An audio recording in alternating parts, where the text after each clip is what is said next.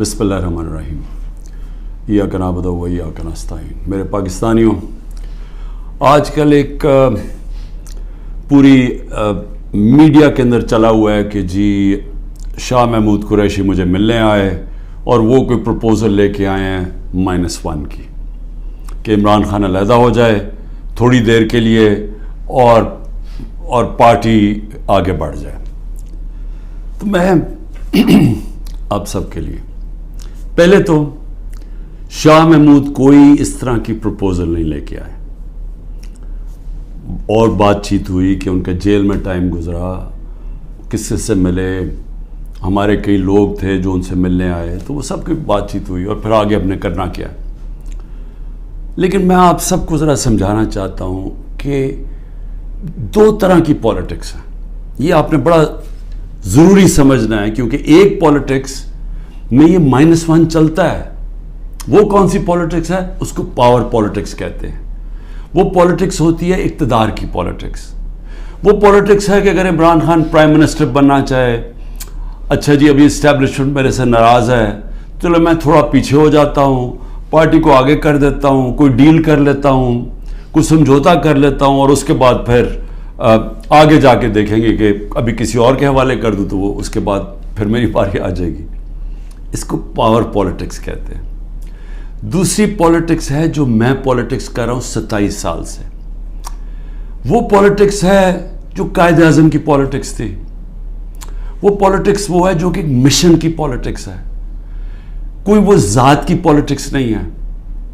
वो पॉलिटिक्स वो है जो हम सारे मुसलमान इंस्पायर होते हैं हमारी नबी सल्लल्लाहु अलैहि वसल्लम से, कि उन्होंने भी एक मदीना की रियासत संभाली थी, उन्होंने भी मुश्किल वक्त गुजारा था, और उसके बाद उन्होंने दुनिया की तारीख का सबसे बड़ा इनकलाब लेके आए थे। और हम तो कभी उनके अपना कार्य सोच ही नहीं सकते कि उनके जूतों की मिट्टी के करीब भी हों।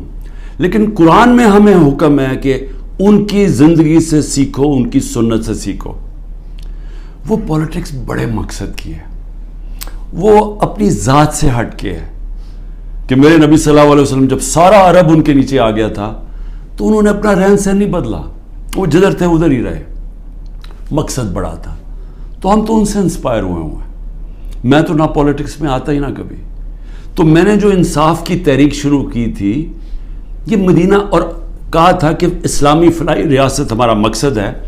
हम मदीना की रियासत से इंस्पायर हुए थे। जिस तरह की हरकतें हो रही हैं मेरे लोगों के ऊपर, मैं इसलिए ये आपके सामने रखना चाहता हूँ कि आज़ाद माशरों के अंदर ये नहीं हो सकता। ये सिर्फ ग़ुलामों को होता है। ये सिर्फ फ़िरौन ऐसी हरकतें करता था लोगों के ऊपर दहशत फैलाने के लिए, जो आज हमारे पे हो रहा है। और मैं सारे पाकिस्तानियों को कहना चाहता हूँ, जो इस वक्त ये PDM वाले भी बैठे हुए हैं, ये जो आप तमाशा देख रहे हैं, ये याद रखें कि ये आज हमारे पे जुल्म हो रहा है। ये जुल्म आपके ऊपर भी होगा जब एक मुल्क के सारे इंसाफ के इदारों को, जब उनको इस्तेमाल किया जाता है, हुकूमती इदारों को इस्तेमाल किया जाता है एक पार्टी को ख़त्म करने के लिए और उनके लोगों के ऊपर दहशत फैलाने के लिए, तो ये सिस्टम फिर जाता नहीं है। ये कोई भी संभाल के ये सिस्टम सब इस, अगर आज हमारे हकूक नहीं, अगर हमारे फंडामेंटल राइट्स नहीं है, तो ये अब कल आपके भी नहीं होंगे। फंडामेंटल राइट्स तो एक कौम के हिफाजत होते हैं ना, इनको ह्यूमन राइट्स कहते हैं। ये ह्यूमन राइट्स सारे मुल्क के होते हैं। ये नहीं होता कि एक तबके के आप ह्यूमन राइट्स ले लें और वो तबका क्या है, मुल्क की सबसे बड़ी जमात जिसका सबसे बड़ा वोट बैंक है, अगर आप उसके ह्यूमन राइट्स आज वायलेट कर रहे हैं तो इसका मतलब ह्यूमन राइट्स नहीं है। क्योंकि ह्यूमन राइट्स को तो एक मुल्क की अदलिया उसकी हिफाजत करती है। तो हमारी अदलिया के तो कुछ सोचता ही नहीं। हमारी अदलिया ने तो सुप्रीम कोर्ट कहता है इलेक्शंस होंगे 14 मई को आइन के मुताबिक, गवर्नमेंट परवाही नहीं करती, तो गवर्नमेंट आगे क्यों इलेक्शन। यानी ये तो इसका मतलब कि इस वक्त ताकत की हुक्मरानी आ गई, क्योंकि जब आप आइन से बाहर निकल गए तो कानून से बाहर निकल गए, उसके मतलब जो ताकतवर चाहे वो करेगा, तो ये सारे मुल्क को इफेक्ट करेगा। ये तबाही सारे मुल्क पे आ रही है। और ये जिस तरफ हम अब जा रहे हैं, ये जो जुल्म कर रहे हैं, सिर्फ और सिर्फ खौफ पिला के समझ रहे हैं कि ये पार्टी टूट जाएगी। اور کئی لوگ چلے بھی گئے ہیں. لیکن کیا اب میرے سے پوچھیں کہ کیا مجھے اس سے کوئی فرق پڑ رہا ہے؟ 150 سے اوپر کیسز کر دیے, قتل کا کیس آخری کر دیا میرے اوپر. مجھے 19 بیلیں لیے میں نے ایک دن میں, یہ دنیا کا ریکارڈ ہے. اس کے بعد 4 گھنٹے نیب میں بیٹھا ہوں. 4 گھنٹے نیب نے میرے سے وہ جو سوال پوچھے, میں چیلنج کرتا ہوں کہ کسی عدالت کے اندر کبھی بھی یہ کیس کی کوئی اہمیت ہو جائے. کوئی کیس ہی نہیں ہے, کیبنٹ کا فیصلہ ہے, ساری کیبنٹ نے فیصلہ کیا. اب یہ دکھانا تھا کہ مجھے اس سے کوئی ذاتی فائدہ ہوا. کیا القاعدہ جو پہلا بن چکی تھی, شروع ہو گئی تھی یونیورسٹی, کیا وہ ایک ٹرسٹ ہے؟ وہاں غریب گھرانوں کے بچوں کو مفت تعلیم مل رہی ہے سیرت نبی پہ اور یہ جو ٹیکنالوجی کے اوپر. وہ ٹرسٹ ہے جس نے شوکت خانم ہے. مجھے اس سے کیا فائدہ ہے؟ 1 روپیہ نہیں دکھا سکتے مجھے کیا فائدہ ہو, نہ ہی ہو. کسی ٹرسٹ سے کسی کو فائدہ نہیں ہو سکتا, ٹرسٹ ڈیڈ میں لکھا ہوا ہے. تو وہ کیسز بھی ہیں, قتل کا کیس بھی ہے, ہر روز کوئی نئے کیس آ جاتا ہے. عدالتوں کے میں چکر مار رہا ہوں, لیکن مجھے اس سے کوئی فرق نہیں پڑتا. میں ہر عدالت میں جاتا ہوں, ہر کیس میں جاتا ہوں, یہ بتانے کے لیے کہ میں قانون سے اوپر نہیں ہوں. جبکہ میرے اوپر یہ جان کے کیا جا رہا ہے, یہ مجھے خوف دلانے کے لیے کیا جا رہا ہے. میں یہ آج کہنا چاہتا ہوں کہ یا اس سے یہ سارے کیسز کریں, اور اس کیسز میں کیونکہ کسی عدالت میں کوئی سزا نہیں ہو سکتی, ملٹری کورٹس سیٹ اپ کیے ہیں, اپروور ڈھونڈے جا رہے ہیں جو کہ جی عمران خان نے ہمیں کہا تھا کہ وہ کور کمانڈر کا گھر جلاؤ, یہ کہیں گے, ان میں سے کوئی اپروور آ جائیں گے, مجھے ملٹری کورٹ میں لے جائیں گے, سزا ہو جائے گی. مجھے کوئی فرق نہیں پڑے گا. جو آدمی ایک مشن, جو 22 سال سٹرگل کر کے, جو اگر جس کے پاس سب کچھ تھا, کوئی ضرورت نہیں تھی 22 سال سٹرگل کرنے کی, اگر وہ آج 27 سال کے بعد اگر کسی کا خیال ہے کہ میں جیل سے ڈر جاؤں گا, یا جو بھی یہ جو 2.5 قاتلانے ہم دو میرے اوپر حملے ہو چکے ہیں قتل کرنے کے لیے, ایک مجھے وقت پہ پتہ چل گیا تو میں نے ٹی وی پہ بتا دیا کہ کیا کرنے جا رہے تھے, تو اس سے کیا فرق پڑے گا؟ جو قاتلانہ حملے سے نہیں ڈرتا تو وہ کس سے اور ڈرے گا؟ اب آگے کیا راستہ ہے؟ ملک کا راستہ آگے کیا ہے؟ میں جو یہ ان سے بات کرتا ہوں کہ میرے سے بات چیت کرو, کوئی بات چیت نہیں کرتا. میں اپنی اسٹیبلشمنٹ آرمی چیف سے اسے کہتا ہوں کہ بات چیت کرو, کوئی بات چیت کرنے کے لیے تیار نہیں ہے. میں اپنی ذات کے لیے آپ سے بات نہیں کرنا چاہتا. مجھے آپ کچھ نہیں دے سکتے. قوم میرے ساتھ کھڑی ہے, کیا کوئی دے سکتا ہے؟ میں کوئی چور دروازے تو آنا نہیں چاہتا. اگر قوم مجھے ووٹ دے گی میں تیار ہوں, لیکن اگر قوم ووٹ نہیں دے گی تو نہیں. اللہ نے تو سب کچھ, میں وہ اللہ نے کا شکر ادا کرتا ہوں ہر وقت کا جو اس نے مجھے دیا. لیکن میں بات کرنا چاہتا ہوں کہ ملک تباہی کی طرف جا رہا ہے. یہ جو بجٹ آیا ہے, اس بجٹ کے اندر ذرا آپ کو سمجھ آ جانا چاہیے کہ ہم اب کدھر ایک دلدل کے اندر دھستے جا رہے ہیں.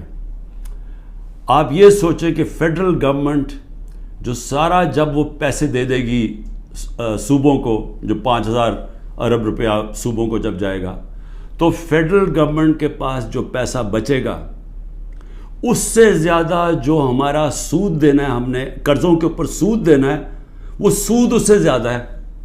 7,300 ارب روپے کا سود دینا ہے. مشکل سے فیڈرل گورنمنٹ کے پاس بچ جائے گا 7,000 ارب سے بھی کم, تو سارا پھر ملک قرضوں پہ چلے گا.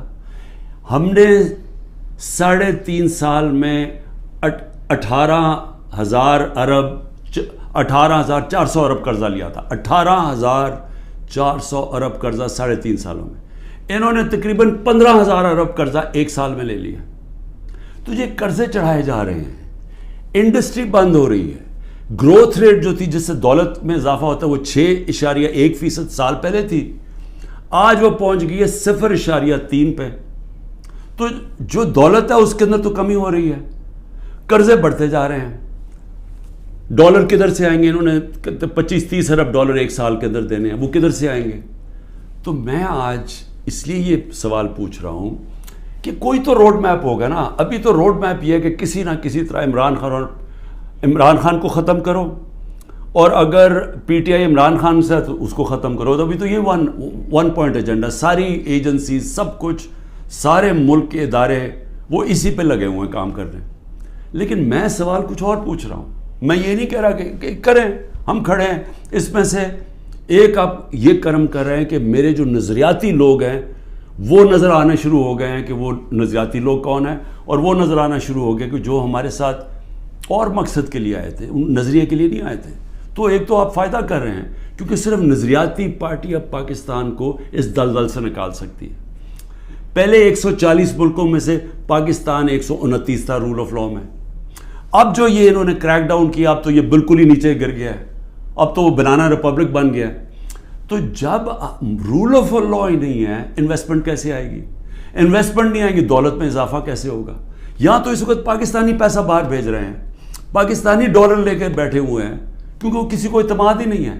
تو جب تک ہم اس ملک کا نظام ٹھیک نہیں کرتے, جو میں 27 سال پہلے انصاف کی تحریک لے کے نکلا تھا, رول آف لا کی تحریک, وہ جب تک اب ہم قائم نہیں کریں گے, پاکستان کے نظام کو ٹھیک نہیں کریں گے, گورننس سسٹم تب ٹھیک ہوگا, ادارے مضبوط ہوں گے. اور جب لوگوں کو اعتماد ہو جائے گا کہ ہمارے, اب جب میں اپنی سرمایہ کاری کروں تو یہاں کا جو قانون ہے, جو ان کی لا انفورسمنٹ ہے, جو ان کی عدلیہ ہے, وہ میری سرمایہ کاری کی حفاظت کرے گی, میرے سے فراڈ نہیں ہونے دے گی. یہ جب تک اعتماد نہیں ہوتا پیسہ نہیں آنے لگا.